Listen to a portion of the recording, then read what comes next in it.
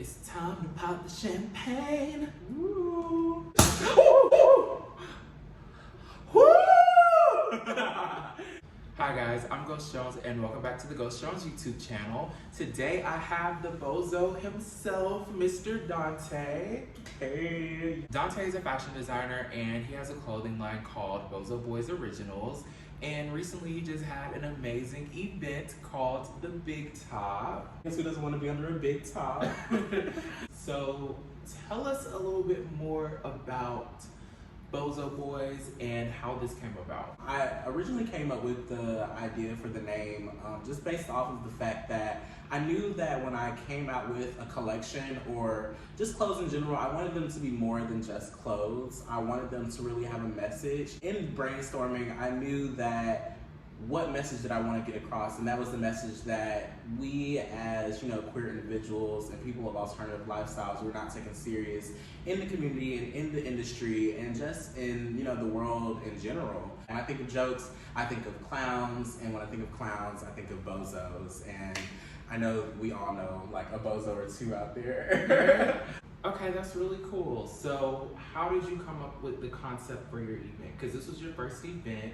It was really, really dope. It was super cool. Like, it's always fun to see stuff like that. So what inspired you to make it just an experience? If you're in Atlanta or you've ever visited Atlanta or you grew up in Atlanta mostly, you would know of the Universal Soul Circus. Oh, I'm not from here, but I used to go all the time, every time I come around. Right, and it's just so, it's literally otherworldly. You go up under the tent or the big top, and it's like a whole new world. The lights, the spectacles, you have elephants and jugglers and all types of things going on. And I really wanted to give that across when people step under my big top. How did you pick out who you wanted to be a part of the Big Top, and what was that process like? And most of the people that helped me with the Big Top, the photographers that were there, some of my vendors, they were all people that I knew personally or had done some type of work with before. So it didn't take much for me to reach out to them about the idea and let them know that I wanted to not only use their talents but showcase their talents. And that was it wasn't hard for me to find people, and once I had a base, it was just starting to grow from there. People were hitting me up oh, could I do this, could I do that? And there were some people that I was maybe this isn't fitting for the Big Top, but of course I have other things in mind that you might be fitting for that are coming in the near future. Okay, we got some plans, we got some big things popping, okay. All right, we got the wheels turning. I'm excited to see what's next because that was a really good event, especially for it to be your first. So, since it was your first, you're an amateur in the game when it comes to event planning.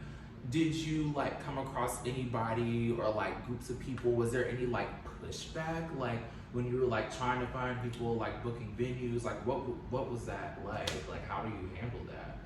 Yes, definitely with it being my first event, I went into it pretty blind. Mm-hmm. I just went into it knowing that this is what I wanted to accomplish, this is what I wanted to do, this is when I wanted to do it. And with me being who I am, I'm pretty bullheaded as a Taurus, as you are as well. We're here with it. Yeah, we know what we like and how we want it to be, and if it can't be that, then it shouldn't be anything. Honestly, as far as booking the venue, I went ahead with the first venue that I saw. Actually, shout out to her, Miss Dawn at the Dawn Event Center here in Atlanta, Georgia. There were a lot of things that I didn't know, but thankfully I did have an event planner, my manager, Kevin Thompson. He's actually now coming out with his own event planning service, Brainiac Strategies. Okay. So yeah, if you ever have an idea and you would, like to see if it's something that you can accomplish, you can hit him up for a consultation. He's pretty great as well. So as far as booking the talent, was there pushback? Was there any roadblocks? What do you do? Because I'm pretty sure the idea is to just reach out to a bunch of people and see what you get, but what did you get? You got some really good people, so I'm just interested to know, like. Yeah. I also had an idea for the talent that I wanted to perform at the Big Top. Once again, I did reach right across. Like most of the performers that I had were people who I have had close relationships with or I know personally. And it wasn't that hard for me to reach out to them because, like I said, I want everybody to eat. You know, I want all of my friends, if we can all get to the top together, why not? However, there were some people that just said this isn't, you know, what they're trying to do. Just like a little bit of, I guess, like tea. I actually wanted to have an R&B artist perform for me, a very close friend of mine, and he is, you know, a queer creative. He is a queer artist, but he isn't a queer artist, and that's what he told me. And he reached out to his management and was just basically like, him and his manager doesn't think that it's a good idea for him to perform at an adult event like the Big Top, just because it's not good for his brand. And that was like, he doesn't want to perform in queer spaces even though he is queer, but he wants to like only perform at straight venues?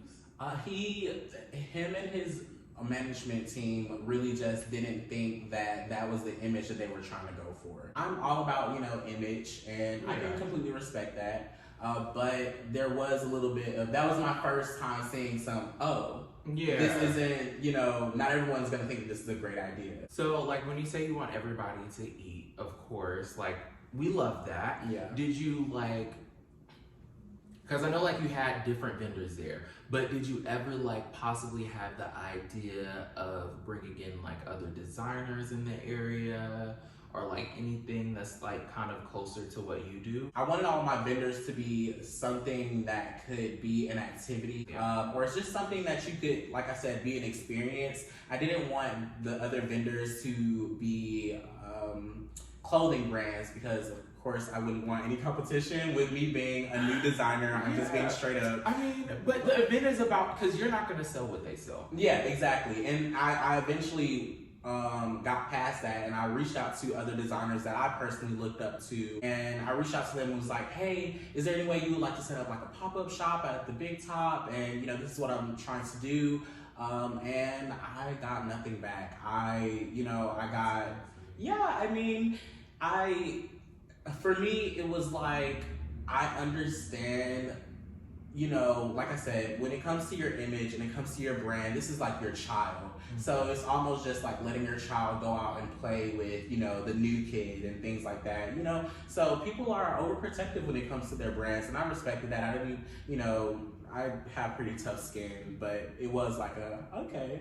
You know? Like, all right. Yeah, but it's cool. Yeah, it still had a successful event regardless. You really did. You really did. And it was raining. Yeah. Like, despite all of that, like, it was really dope. Like, I enjoyed myself. Thank you. You're wearing one of my pieces. Right, y'all. I'm rocking the Bozo Boy Original. You can't get this in stores. Can't get it online.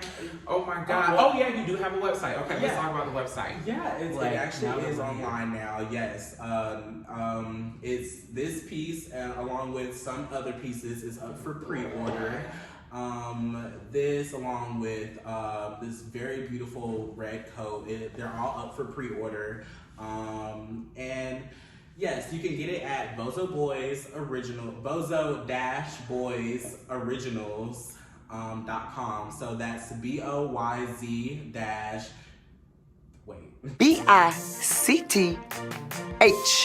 That is not pure. But yes, you can get this piece along with all the other pieces from the runway at BozoBoysOriginals.com. So that's BozoBoyz Originals.com. And in that order.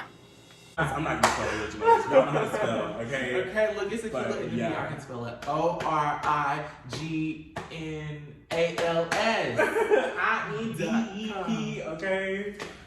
Oh my God. So like, you have a website now, like, what was that process like? How does that work? Because I feel like people don't really understand, like, going through like all of this is a lot. Yeah. Like, I remember at one point in time, I had a little blog. I have a little, my little page. I have my little Sasha Secrets.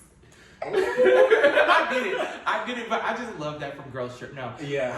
I actually like was in the process of making a blog and all of that, and like choosing a website can just be like hell on wheels. Like, you got to figure out who you want to go through. Like, what is the name gonna be? Like, is this gonna fit the brand? Like later on, all of that. Do you see like, as far as like your brand, do you ever see it going like outside of just clothes? Yeah, for sure. I have some things in store for the fall that aren't necessarily clothes, but they are wearable things. And I knew from getting into designing that, I mean, you have to be kind of transparent with yourself when you are creative and know that you aren't where you want to be. But it's still okay to put things out. But where I want to be in the future, I want to literally create pieces of like literal art, like wearable art. That's what I was thinking. Okay, cool. Yeah, really these like big avant-garde pieces, but I'm taking sewing classes, so I'm not there yet, but I want to be in the near future. Nice. Yeah. Awesome. So like, when it comes to fashion and just, you know, maybe not even fashion, but like designers, like art making, like who inspires you? Jeremy Scott, Terry Mugler, just these people who, since I was, you know, really getting into fashion in high school, I was seeing them and I knew that I wanted my pieces to be something that if you didn't see the tag or you didn't, you know, see the big B with the red Z on it, that it was something that you knew what it was. So I knew I wanted my collection to be something distinctive. So that's where some of my inspiration comes from. Nice. But yeah, as far as like picking a website and like a domain, I wanted, of course, it to be the name of my brand, but I also knew what I wanted my website to look like. And you know, we went through some trial and error with creating the website. My manager, Kevin, he's been doing this so long that he knew that, like, okay, he knows a person for everything. Okay. And he was like, you know, he took me through this app that I'm not gonna name until they pay me. You don't want to help the young designers out? Let them know where they can get a website from, please. Okay, look, if you want to know, just follow Donté on one of his many pages. Yeah, and DM me. Yes, look, leave a Google review on his site. Yeah, maybe. Like, hey girl, love these pieces. How do I get a website like this? Yeah, and so he took me through that app that will remain nameless. And it pretty much had a list of like different freelancers that are, you know, they're website creators, flyer makers, you know, there's somebody out there for every niche. Okay. And so, yeah, I pretty much told the web designer like how I wanted it to be. I still wanted to keep up with the whole clown aesthetic and like the carnivalness of it and just like this really fun, whimsical vibe. And I also wanted, you know, my mission statement to really get across what I'm trying to say. So, do you do, as far as your pieces, like I know your shirts, like, you know, those can be remade, but everything else that you're selling, are they like going to be one of ones? Are you going to duplicate them? Like, how is that going to work? Are these just all going to be like haute couture?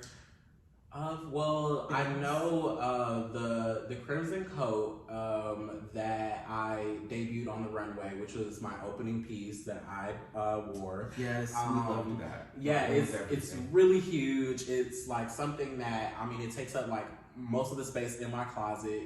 It is a one of one as of now, but I do have a custom inquiry section on my website where, you know, you could, you know, inquire on having another one of those made and other, you know, pieces that aren't on the runway. So yeah, like things like the jacket, things like my t-shirts and the polos and the tanks and all the other things, those are pieces that can be remade. The shirts, the original tees are things that are handmade, but of course this is printed. But yeah, things like the coat and other pieces are one of ones. I'm excited that you have all this up and running now because a piece that I need is a lot like that coat. So, you know, just throwing it out there. Well, throw it in the inbox. Okay. Throw it in the bank account. Okay. Look, send me the invoice. No, but Yeah. you, like, I really am proud of you. Like, you have done an amazing job with just getting it out there. Like, anything that you do. Like, I mean, some of you guys probably don't know, but Donté had a YouTube channel at one point that I'm still on his ASS about. Just come back. Like, do you see how fun it is? No? Okay. Look, okay, that's a conversation for another time. But Right. I say all that to say, like, it's always great to see somebody who, like, has a plan and has an idea and just, like, goes for it. And, like, you're definitely one of those people. So what is your advice to someone who isn't like that, who's not that big of a risk taker? I mean, Nike had it right when they said it. Just do it. Like, if not, it's always going to be just an idea. Frankly, I was scared that, you know, the big top was going to fail. I was scared that, you know, BozoBoysOriginals wasn't going to be something that people wanted or people liked. But I know that, you know, it's something that I wanted and it was something that I loved and I appreciated. And that's what you have to do. You have to be confident in your ideas and your thoughts that, you know, even if other people don't like them, that it's still something that the world needs. So don't be afraid of failure. Don't be afraid.